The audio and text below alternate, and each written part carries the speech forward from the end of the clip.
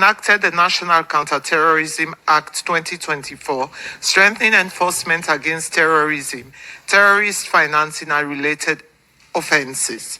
We have also launched the National Security Policy and Strategy with support from ECOWAS and other partners to modernize our security framework and enhance response mechanism.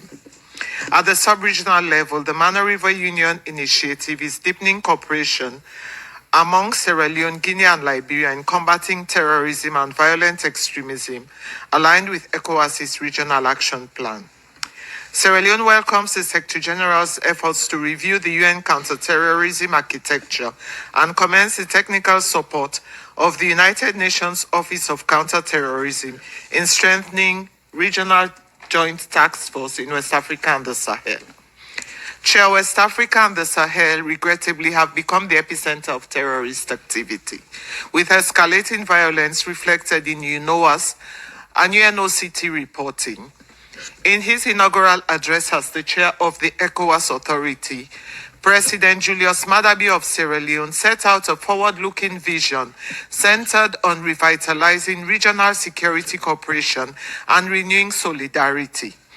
The latest UNOAS report documents regional developments, engagement between ECOWAS and the Alliance of Sahel States, progress on UN Integrated Strategy for the Sahel, and updates on the Lake Chad Basin pursuant to Resolution 2349. The threat in the Sahel, however, continues to increase.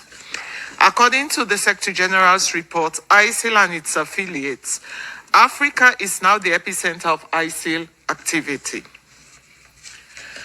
With an estimated 8,000, 12,000 fighters, they are expanding in the Liptako-Guma tri-border region, exploiting instability. First, military solutions alone are insufficient. Addressing root causes such as poverty, weak governance, youth unemployment, the absence of state authority, gender exclusion, and unequal access to education and resources are essential.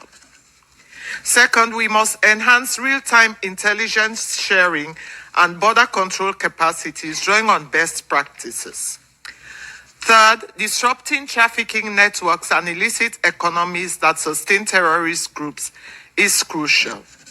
Fourth, climate change is a threat too, multiplier, driving fragility and displacement. Our region should be prioritized under the UN Climate, Peace and Security Initiatives, integrating conflict-sensitive climate programming and vulnerability assessments into early warning and security planning. In conclusion, as we continue to examine legal policy and institutional framework at all levels to address the threat of terrorism, we continue to call for a comprehensive, gender-sensitive approach consistent with international humanitarian law, human rights law, and refugee law. I thank you.